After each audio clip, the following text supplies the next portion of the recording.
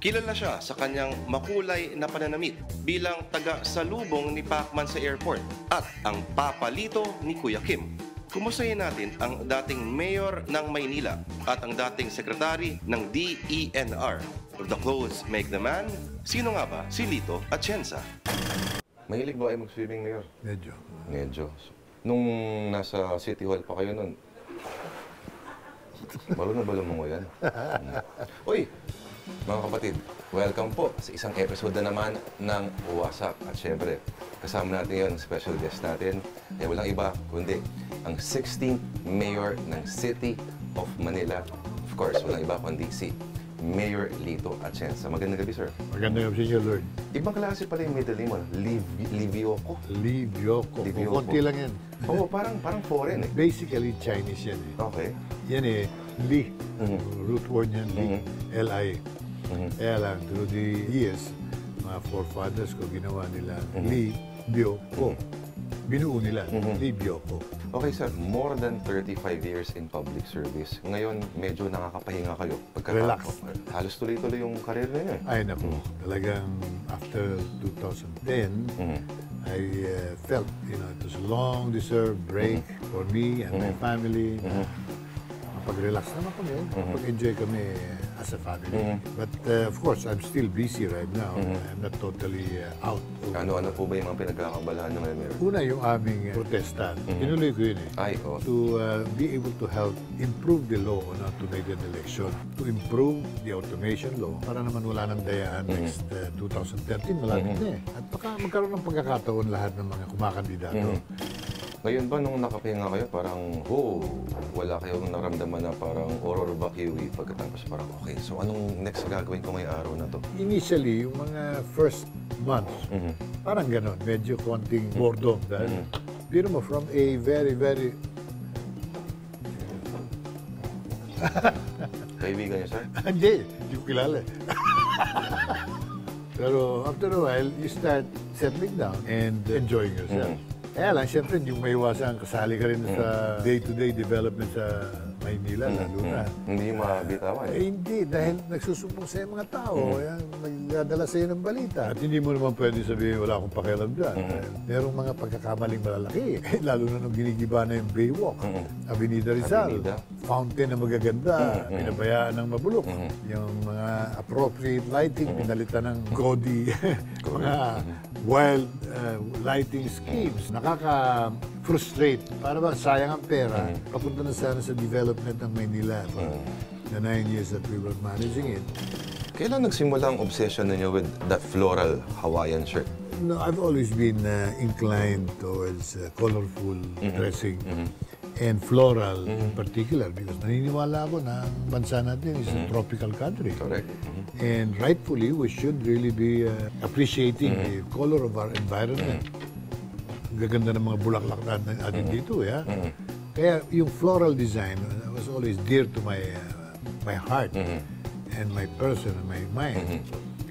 Pero nung hinawakan ko yung first agency na National Housing Authority, doon, ni-require ko mga empleyado na magsuot kami ng floral design uniform. I thought it was beautiful and colorful. It would make their day productive and happy. Ba nagalit yung mga empleyado kung muntik nag-strike. In fact, they held a one-day strike. They didn't want to wear floral. May TV show sa yun, yung Maynila. Going on ba yan, ha? Going on. 12 years na. Then. Gusto ko yung team song nun. Paano ba? Mahal kong Maynila. Ayun, paano ba kantahin niya na? Mahal kong Maynila, hindi na mawawala. Maynila.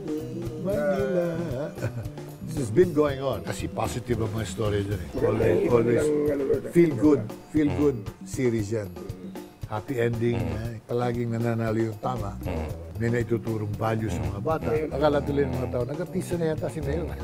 Pwede naman. Ano yung role mo doon, Mayor? Iba-iba.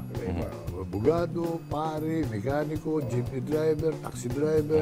Bigyan niyo nga ako ng isang linya, Mayor. Nyari na hingi ang tulong sa inyo. Anong papel ko? Pare? Ano gusto niyo papel? Pare. Pare. Okay. Lapit ako sa inyo, Mayor. Okay. Father, hindi sana akong tulong, Father. Ano ang problema mo? Nagkasala kasi ako eh.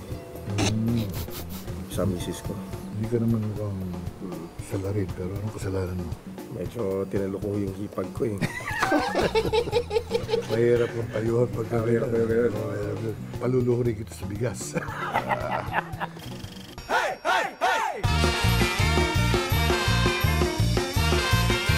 Mga bayaw, ako si Lord. Ako si Pogi. Welcome sa isang edisyon ng Pulutang Wasak Espesyal. At ngayong gabi, tuturuan namin kayong gumawa ng espesyal na garlic lapla. Galing, magaling, magaling. Anong ibig sabihin nito? Boss, let me explain. Explain. Siya po yung nagpapunta sa akin dito. Ganon ha? Anong gagawin ko? Pinagpapalit mo na ako, ganon. Anong gagawin ko? Late Ganon. ka. Traffic eh. Ano, mag-aantay ako sa 2 oras? Baka Traffic delay ka. eh. Feeling ko, Facebook na naman. Ba't ka natagalan? Ha? Okay, ano bang gagawin natin ngayon? Okay, dito muna ako. Okay. Garlic tilapia or garlic lapla? Mas may itsura pa ako dito eh. Alam ko, pero magaling siya tumulong at hindi siya nalilate. Okay, anong gagawin natin ngayon? Teka muna, kailangan muna natin ng malaking tilapia o lapla. Yan. Meron tayong cornstarch. Okay, Meron cornstarch. tayong butter. Maraming mantika kasi i-deep fry natin yung ating lapla o tilapia. Paminta, asin, bawang, sibuyas. Ba't ba may sibuyas dito? Hindi naman kailangan. Hoy, kumain mo na ng sibuyas. Yan. Sino naman to mga to? Yan mo, akala ko mga kaibigan mo yan. Okay, buksan mo yung kalan. Ayan. Hanging shirt ka pa ha? Lagyan natin ng asin, Asin, paminta, at okay. cornstarch yung ating lapla. Magpainit na tayo ng mantika. Parang cute din pala nito ni Pogi, no? Pogi. Oo. So talaga? May boyfriend na yan. Si boyfriend ka na ba? Oo. Boyfriend o girlfriend? Pareha. Tapat. Parehas? Ito, mukhang mainit na. Dahan-dahan natin ilapag sa mainit na mantika ang ating isda. Okay, pwede nang balik na rin yan. Iyan ang Iyan, no? sinasabi ko. Perfect. Palakpakan. Palakpakan. Magaling, magaling, magaling. Alam mo, pinakamasarap na parte ng tilapia? Chan. Chan. Sarap yung chan dyan. Okay, ready na natin yung plato. Okay, yan na.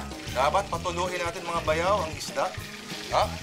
Kanin na lang, no? Iyan ang sinasabi ko Okay. na, no? Pwede ba- Pakilipat ang mantika doon. At magtira ka ng konting-konti Okay. lang. Tira ka ng 2 kutsara. Paabot ng butter. Butter na, mantika pa. Ay, nako, sinasabi ko sa'yo. Ay! Ay! At habang natutunaw ang butter ng mga bayaw, halo natin bawang. Asin, paminta, lagyan natin. Ito, mga bayaw. Dahan-dahan nating papaliguan ang ating fried tilapia ng garlic butter sauce. Palakpakan. Lord, parang kasarap talaga na ito, ah. Masarap yan. Oh. Napakadaling gawin at mabawang talaga yan mga bayaw. Sarap na ito. Ito po ang ating espesyal na garlic tilapia. Dito lang yan sa Pulutang Wasak Espesyal! Ayun, magtikiman na tayo.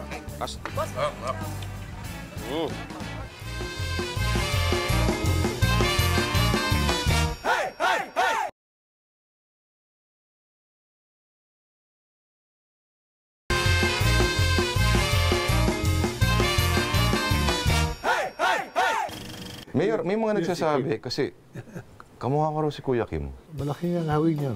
Ako rin ang nag-weather para sa Channel 5. Eh. Pwede. Para sa yung Action Prime Time. Na-imagine niyo ba sisikat si Kim ng ganun? Alam mo, si Kim, pumasok sa politika yan. 9 years councilor yan. And I tell you how he won. He won just displaying magic in street corners. Abay, top notcher.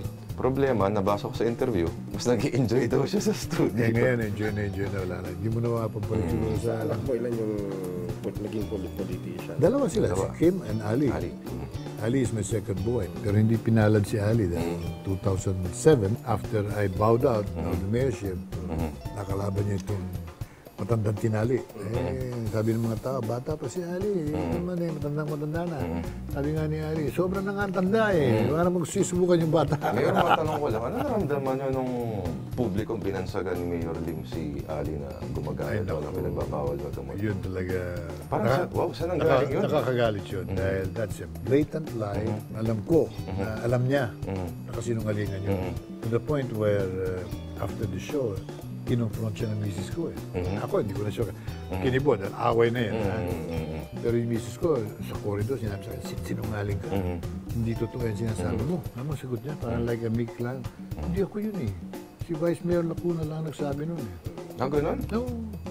Kaya sabi ko, itong taong to. Kung TV camera, Naghugas he calls my son a drug addict. Eh, hindi totoo yun. Eh, sinabi ko naman yung anak ko hindi drug addict, yung anak mo drug pusher. Okay, eh, anong prueba? Inaresto ng PDEA yan.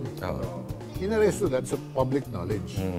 Eh, may footage na pinusasan Nagulat nga yung PDEA. Ano pangalan mo? Nestor Limo. Ano mo si Mayor Limo? Atay ko po. Noon lang nalaman. Yung hinuli nila in a buy-bust operation, buy-bust, na drug pusher, may anak pala. Alam mo yung buy-bust operation? Yun eh, dedicated yun pag drug pusher ang huli. Hindi drug user. Kung drug user, arrestuhin mo na lamang dahil pero pag meron kang marked money, meron transaksyon, merong negotiation, may bayaran, yung actual exchange of money and drugs, ay drug pusher yun. Mapunta tayo sa medyo sensitive na issue sa yung sa Luneta. No? Isa sa mga natuturo din doon, ang finger point is yung mayor din. Nung nangyayari lahat yun, ano yung nasa isip mo nung nanonood ka? To tell you frankly, when I was watching it, I was so frustrated and disgusted. Because they were doing all the wrong things, especially in the most critical time. Eh, ginagalit nila yung hostage taker. Pinikon nila ng pinikon. When the strategy should be to not to anger him in any way, and make him calm down, at lahat gawin ng paraan para wag magalit dahil may hawak na baril. Nananakot ng papatay ng hostage. Gagalitin mo pa. Eh, pinakita mo pa yung kapatid na inaaresto nyo, may utos kayo dalhin sa tundo. Eh, alam naman ng lahat ng pulis. Pulis yung hostage taker, pulis yung kapatid. Pag sinabing dalhin ka sa tundo, merong connotation yun. Baka naman magsasabong lang yun, Mayor. Ikaw ang sasabungin. Kaya lahat ng mali ginawa nila. I knew somehow magbubunga na hindi maganda. Kung sakali kayo yan. Eh, hindi naman sa pagbubuhat ng sariling bangko. Nangyari sa akin yan eh. Nagkaroon kami ng hostage taking na isang busload naman ng mga bata. Ang Si Jun din yun. Jun Dupat. Na nananakot, pasasabugin niya, may granada sa kamay. Granada. Sa tapat ng City Hall. Pag hindi binigay yung mga kanyang kahilingan, mas mahirap yung sitwasyon. Alam mo kung bakit? Ang hinihingi ni Jun, reforma sa gobyerno. Very abstract, very abstract. How do you convince somebody who is asking for an abstract thing? Eh, yung Kevin Dose, simple. Yung back pay ko, i-reinstate nyo ako. Mahirap pa ibigay yun. Kung ako ang mayor, di sasabihin ko, reinstated ka na. So now, release mo lahat yung mga hostage. Yung back pay mo, babayaran natin yan immediately. Paglabas, Tapos, paglabas, lipusasan mo because hostage taking naman ang problema mo ngayon. Parang nobody was in command and control when the law and the executive order covering such situation are very clear. A crisis committee is automatically convened. Ang chairman ng crisis committee, mayor ng lungsod. Iyon. So, malinaw eh. Kaya yung recommendation ni Secretary Lilia de Lima, yung una, tama eh. Kasuhan lahat yan. Primarily, the Mayor of Manila. Ang linaw nun. Papunta naman tayo sa kabataan ni Mayor. Nasaan kayo ng martial law? Martial law. I was Ay, nahuli yan. an employee of City Hall. Nasa politika na ako. Tumakbo kong kusel 1971. And we were the victims of the Plaza Miranda bombing. Liberal Party rally yun eh. Just to show you, liberal na ako nung pa. When my first political rally as a candidate, binato kami yung Granada. Sa harap ko sumabog yung una. Yun ang unang political rally Oo. mo. Swerte mo. Sa harap ko sumabog yung unang Granada. Sa lakas ng putok. Natumba kami lahat sa sahig. Akala ko may tama ako dahil duguan ako. Pero nung after I helped all the victims, dinala namin sa ospital. Di pinacheck ko naman yung aking sarili. Inabad ko yung aking duguang shirt. So I was very sure, sabi ko yung mga slight wounds ko. Sabi ng doktor, wala kang tama. Sosyal. Wala. Malinis oh. Nilinis niya ang katawan ko eh. Binigyan ako ng paligo ng alcohol eh. Tapos sabi pa sa akin ng doktor, pilyo eh. Kandidato kayo, hindi ba? Sabi ko, sabihin na lang niyo, tinamaan kayo. Lalagyan kita ng cast. Sabi sa akin. Ah, talaga? Oo. Hindi. Sabi ko, ano? Di ilolokohin ko sarili ko. Hindi naman. Gusto lang natin manalo ka. Dahil kung may tama ka, panalo ka na. walang matatalong may Asan na tama. kaya yung doktor na yan ngayon? Wala yung pangalan. Mautak yung Hindi, doktor na hindi. yan. Outright, I said, no, I will never forgive myself. Lulukoy ko ang tao, lulukoy ko sarili ko. Natalo ko by 700 votes. 700. Eh kung nagtali nga ako ng benda, Sayang nilagyan nga. akong mercury kung gabi, umawaga, walang talo. Kung mga Sympathy additional votes, 7,000 no? votes, di ba? So ano meron pag dumadaan kayo sa May Quiapo, sa harap ng simbahan? Ano yung iniisip mo? Nakakalungkot dahil yung Carriedo, tinan nyo. Carriedo was organized already. Avenida Rizal, ano yung itsura? Avenida Rizal is the model, the picture of urban renewal, urban development. Ginagamit sa China, ganyan. It started in Europe. Ayusin mo yung physical condition ng syudad. It's not a new strategy. Jun, alam mo ba si Mayor ay architecture graduate ng UST? Hindi ako graduate. Undergraduate. undergraduate. Pero, distinct honor, ginawa ko member ng United Architects of the Philippines. Mga graduate lang ang ginagawang member nun. May yung mga hindi pa rin kayo mapatawad dahil sa ginawa niyo sa High Alay building. Understandably. Hindi sila makamove on. Understandably. Pero, alam nyo, binubuo ko nun, Hall of Justice. Ay, hindi pwedeng pagsamahin yung mukha ng Hayalay at saka Hall of Justice. And I was under pressure. The president then was President Erap. And he had the good intention of building a Hall of Justice for Manila. Binigyan kami ng lupa. Binigyan kami ng pondo, 750 million. Pero sabi sa akin, tapusin mo agad. Kailangan nyo ng Hall of Justice. Kaya minamadali ko. Nag-object yung mga environmentalists. No? And I sat with them. Ay, iba pa yun. Sa Mayhan yun. Hindi, pero sa highlight. Usap ko sila noon. Mga kaibigan ko yung mga yan eh. Bambi Harper, Doris Ho. Eh sabi ko, kung interesado kayo sa old highlight facade, eh yung premises, mayayaman naman kayo. Ipalit natin. Magpalit kayo ng lupa, itatayo namin yung Hall of Justice doon, wherever it is. Let us exchange. But we need a Hall of Justice. Eh, wala naman silang solusyon. Basta huwag galawin. Eh, meanwhile, yung presidente, tinatawagan kami gabi-gabi. Nadaan ako sa Top Avenue. Andun pa yun. Hindi mo pa inumpisahan yung Hall of Justice. Eh, sir, meron lang ako inaayos. Hindi na, gawin mo yan. I-withdraw ko na yung pera. Ganun siya magsalita. Ayaw mo yata yung project. Hindi ko, sir, gusto namin kailangan. Pwede umpisahan mo na. Ayoko naman siyang, ayoko ibigay sa kanya yung CC. Pwede ko sinabi publicly, pero ngayon sasabihin ko na sa inyo, order niyo presidente yun. Pero at that point, I cannot say order ni presidente. Di parang mapapasama naman siya. So I was absorbing all the flack, all the criticisms. Pero sa totoo, I was under pressure.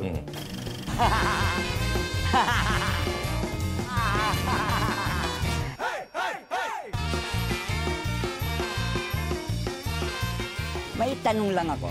Ang sabi sa Biblia, a thought for a thought, at sa modernong batas, magbayad ang nagkasala. At kapag buhay ang inutang, buhay din ang kabayaran. At sa isip ko lang, kung sakaling 2 buhay ang iyong inutang, saan mo kukunin ang isa pa para pambayad?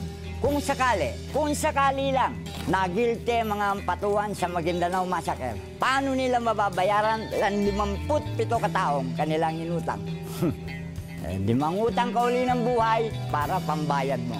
At di nyo ba alam na sa utangan ng buhay ay mayroon din credit limit?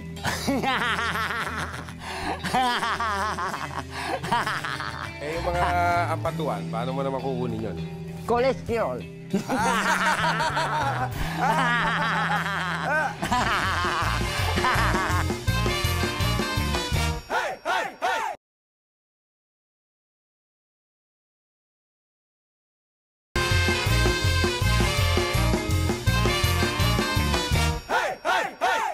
Tanong lang, Mayor, no? Pareho naman kayong multi-termers nung nakaupo ngayon. Assess mo nga yung style ninyo kung paano. Paano na sa'yo nagkaiba? Saan kayo nagkakapareho? Palagay ko magkaiba. Dahil siya, puro press release. Ako hindi mahilig sa press release. Actual development.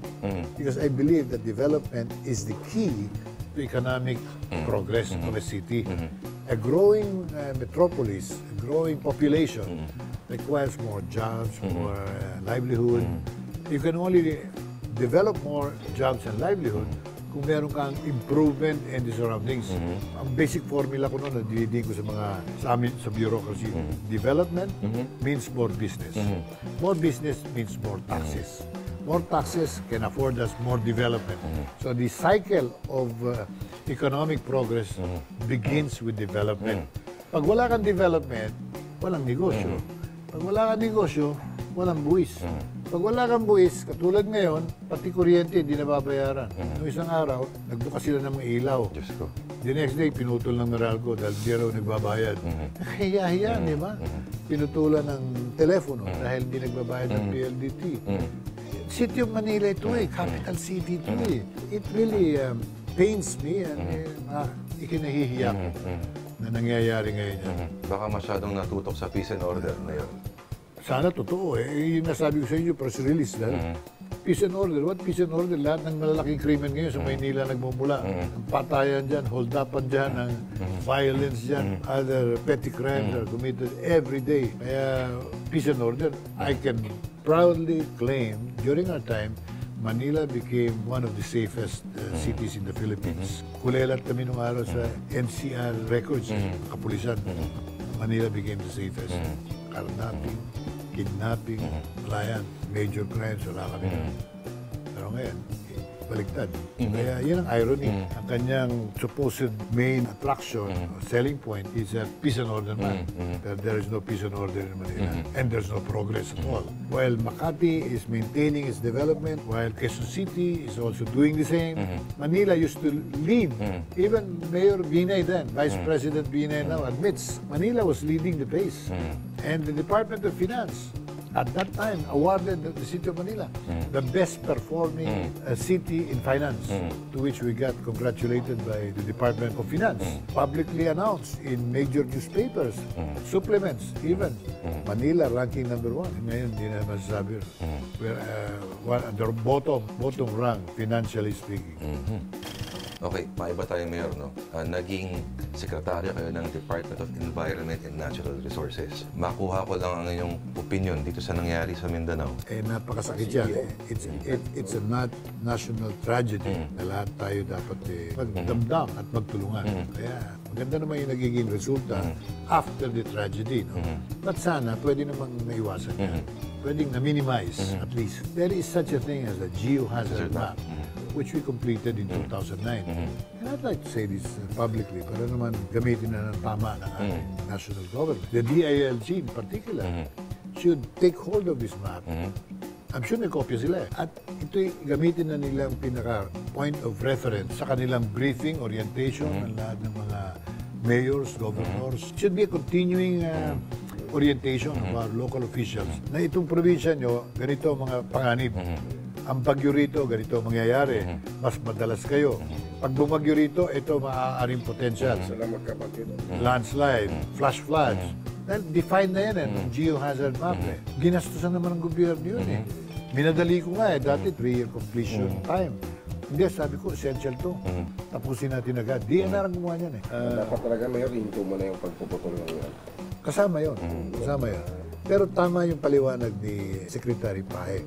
Marami sa illegal logging na nangyayari sa loob ng ARM. Alam nyo, yung lisensya dyan, permiso dyan, sa ARM ARM, oo.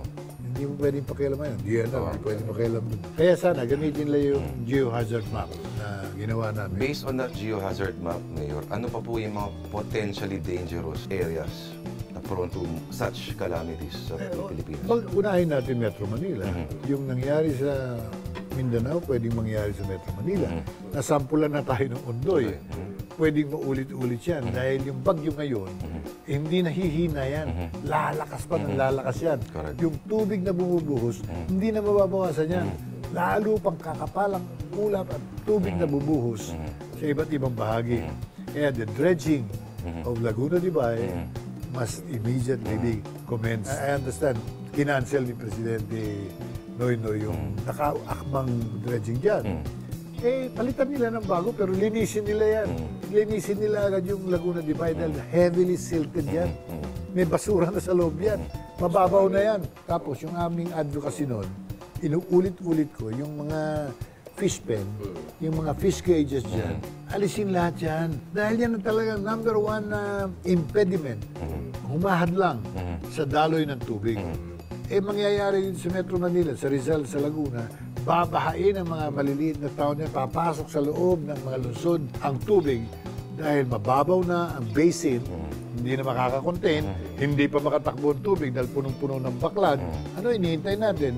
Inumpisa na tayo ng fish kill. Ang sanhin ng fish kill, yung mga fish cages and fish pens, Taal, and all the other water bodies in the country. Eh pagka hindi natin inasikaso yan, lalala at lalala, baka tamaan din tayo ng ganyang malalaking sakuna. So ngayon pa lang, inuulit ko, alisin natin lahat ng mga fish pens. Walang lugar, walang puwang na maghalo yung fish pen. Pang-negosyo yung paano ba? Hindi, mayayaman yan eh.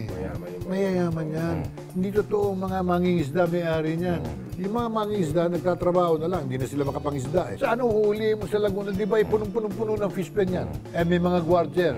Pag pumasok ka sa fish pen, nang may fish pen, mababaril ka pa. Kawawa mga mangingisda dyan, baka akala nyo. Pati itik, hindi na mabuhay dahil wala nang susu eh. Ah, ganun. Oh, di ba ang balot galing sa bateros? Eh dahil nga, nasira na ang Laguna de Bay. Yung Taal Lake, tinan nyo, nagkaroon ng fish kill. Bakit? Punong-puno na rin ang fish pen yan eh.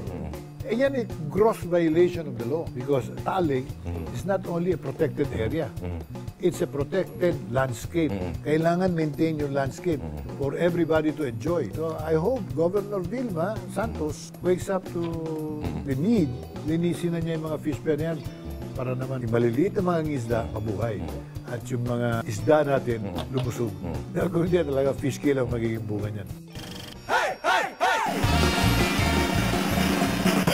Narito na ang top 5 na kampanya o strategiya para muling maupo si Mayor Atienza sa City Hall.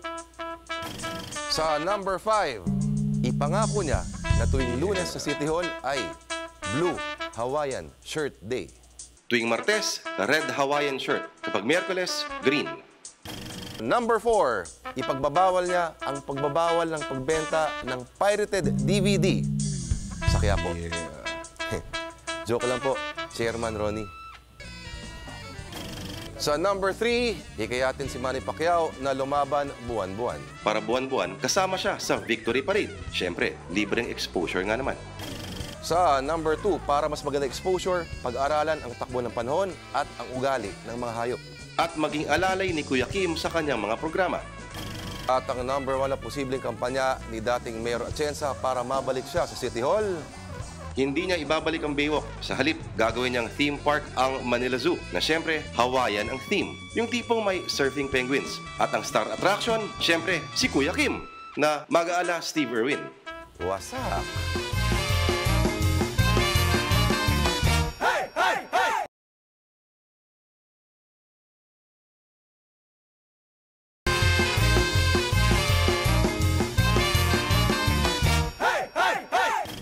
Naligaw na ba kayo si Baywalk lately?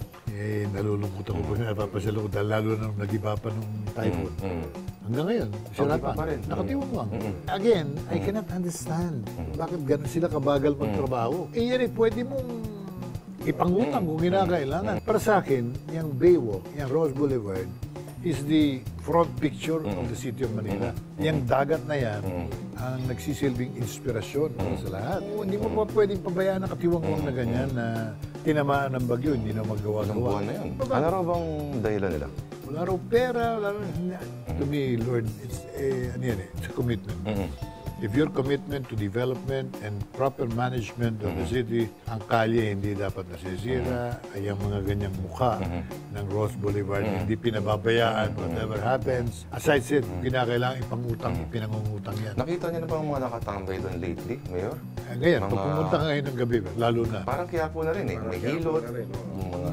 Di bali yung hilot, di bali yung mga nag-aarap. Nanguhula rin. Pero ngayong gabi, pumunta ka ron sa gabi. Ano ba, Mayor? Ayun, natutulog na naman doon ng mga tao, nagluluto ron. Nagluluto. Hindi na ngayon mapasyalan ng mga tao, ng mga pagkaraniwang mamamayan. Dahil baka, sabi nga ni Manny nung araw, Manny Pacquiao, sabi niya, Mayor, congratulations. Dahil nung inayos niya Rose Boulevard, diyan nakakapag-jogging na ako.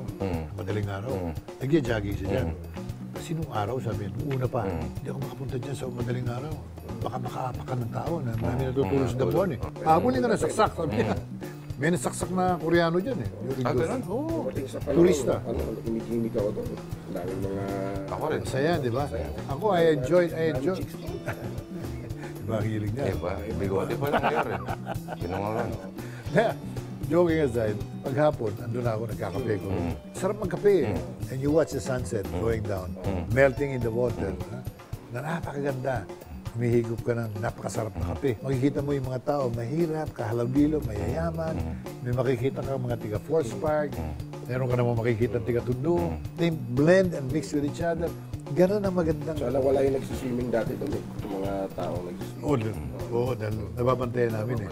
Bawal mag-swimming doon. Dahil ang dumi-dumi ng tubig dyan. Ano bang logic, Mayor, for yung logic ng kabila for undoing such projects? May excuse ba sila? Kasi, well, isang excuse, maingay daw. Or tingin mo it's out of personal spite? Personal spite, saka lack of any vision. Pwedeng swimming ulit ako. Kasi yan. Na-inspire. Na-inspire. Kaya ka Diba? namamulat eh. Lack of any vision to spite. And not to allow people to remember the good administration, effective administration of Mayor Atienza. Pero I think it's the other way around. The more people are talking about it, magandang braywalk na. Avenida Rizal, di ba? Ganda-ganda nung araw. Parang ano na eh, parang nag-uumpisa ng mag-attract ng higher level of consumer retail stores. Eh, giniba eh. Ano mo ngayon ang Avenida Rizal? Balik sa dati. May nagluluto na naman sa gitna. Pagsapit ng gabi, nagluluto, kumakain, pamilya sa gitna ng Avenida Rizal. Pag halu-haluin mo yung Vietnam and Cambodia and Laos, ang gera nila, masahol pa. Wala nang order doon. Hindi ka na makapasok. Ano yung masasabi niyong legacy niyo sa public service? At may plano pa ba kayong bumalik ulit ng politika? Una, yung pagbabalik ko sa politika, nasa Panginoon Diyos. Eh, talaga, sinasa Diyos ko yan. Kung ano ang maibigay sa aking guidance, yun ang susundin ko. Dahil, again, ulit-ulitin ko na ang paglilingkod naman, hindi naman sa loob ng politika lang eh. Hanggang ngayon, naglilingkod ako eh. Yung aming advocacy, tuloy-tuloy yan. Yung aming mga project, yung paglaban ko sa reproductive health bill. I Pati was about to ask that. Medyo konting na lang. Malapit na yun. Eh kayo, noon kayo na pro-family, pro-life. Eh, naniniwala ko talaga na makakasama sa atin yan. Hindi makakabuti yan. Naniniwala akong it's a population and a birth control law. It's not a reproductive health measure. Yun daw good health ng mga kababaihan, paproteksyonan. Hindi totoo yan. Birth control law yan na magbubunga ng pagbubukas ng ating bansa sa abortion. I-deny nila, yan, walang bansa na nagtumanggap ng reproductive health law na hindi humantong sa abortion. Wala. Tapos ng abortion, divorce. Tapos gay marriage. Same-sex marriage. Tapos ito, masakit, euthanasia. May mga bansa ngayon, nagpapasa ng batas. Euthanasia. Pag abot mo ng certain age, painumin ka na ng lason. Dahil pabigat ka na raw sa lipin. ka na, gano'n. Oo. Hindi, depende. Kung hindi mo na kaya mabuhay. Okay, para sa pelikula, gagawin kang cookies. Di ba yung Soylent Green? 30 years ago, nakita na ng Hollywood yan. Baka umabot ang tao sa ganito. Sa maraming bansa, umaabot na. At may mga show pa ko, sinasabi na. Joke kaya. Sa Emerald yun. Nagpupunta ba kayo? Eh, hindi. Territorial Territorial. kaibigan ko yun. Ang chismis nandun daw nung ano. Andun. They were having a good time. They were eating. Tinanong siya, bakit nandun kayo? Andito ang problema. Nagugutom ako eh. Sagot ko na Ano siya. mga tambayan niyo sa Maynila, Mayor? Nung panahon ko, Baywalk. Baywalk. Oo. Pero before that, sa kayo Eh, Maynila? no time for yung regular tambayan. Dahil I was moving around. Last question na lang, Mayor. Sa tingin niyo, in terms of exposure na katabi si Manny Pacquiao, sino ang mas marami sa inyo ni Chavit Singson? Ay, hindi naman ako nakikipaglaban. I was posing with Manny kung kailangan katabi ko ni Manny. Hindi ko binibilang yun. Hindi ka naman sumasama sa ring. Oh, hindi rin ako makapalik na rin. I remember the first time nanood ako ng laban ni Manny sa Rizal Memorial Orient title na pinaglalabanan. Minor. Oh, bata. Tsaka very minor title. Nanalo siya. Knockout yung kalaban third round, fourth round. Ako naglandagan yung mga senador. Gusto nila sila mag-award sa Pilipino. I will never forget that night because Manny whispered to the announcer. Pinatawag ako. We're calling on Vice Mayor Atienza who's in the ringside. Pwede bang siya mag-award ng belt? Sabi ko, ito naman palang inaalaga ako bata. Marunong. I will never forget that because that was the first time I realized this man is a grateful man.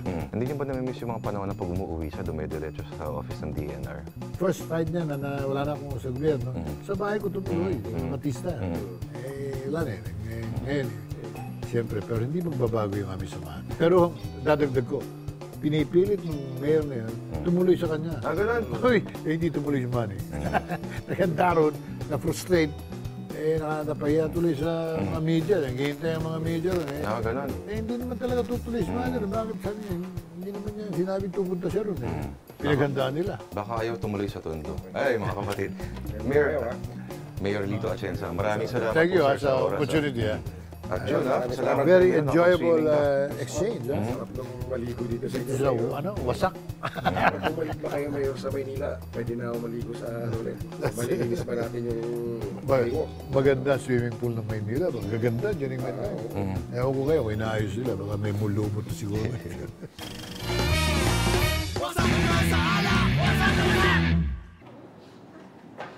John, kamusta? Ayos naman. Ginagawa mo? Baboy mo naman, pare. Bakit naman? Ang baboy-baboy mo. Yak! Baboy pala, ha? Buti nagkakaroon ng chicks sa ginagawa mong ganyan. Men, hindi talaga. alam mo, ang ugali mo, parang kang baboy, men. Dapat Ganun pala. ikulong ka sa pusali, pare. Doon ka nababagay. Wala kang lugar sa sibilisadong lipunan. Dapat ka nasa pusali ng baboy. Ganun ha? Gusto mong mag-relax na lang tayo? Anong klase relax? Paano makarelax sa pusali? Kababuyan mo, paano makarelax sa Okay, ganyan? may kaibigan ako dito. Tawagin natin, dating executive yan. Halika nga dito.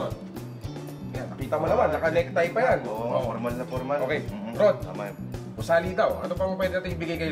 Bakit tinawag na pusali itong drink na to, Rod? Kasi nga, mukha siyang pusali. Okay, so ano mga kailangan natin dito, Rod? Kailangan mo natin i-prepare ang gin, vodka, Vodka.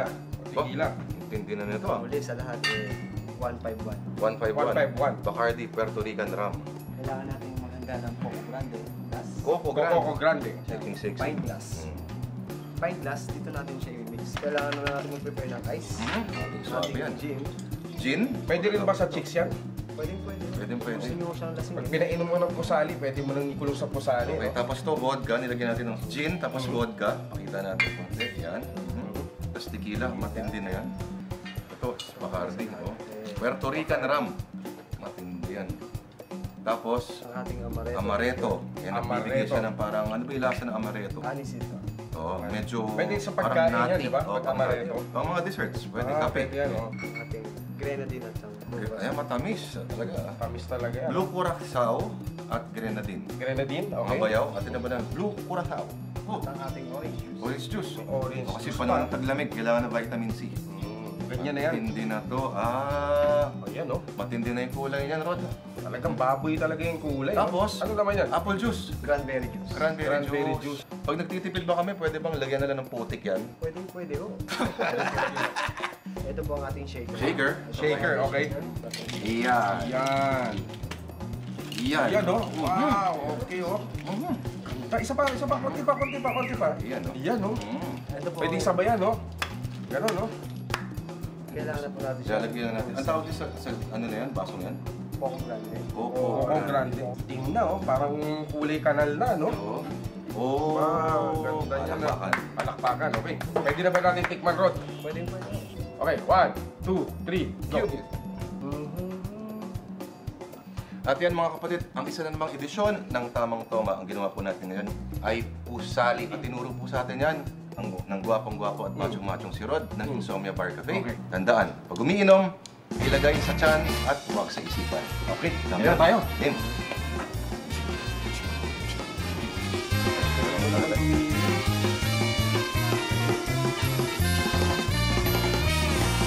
What's up,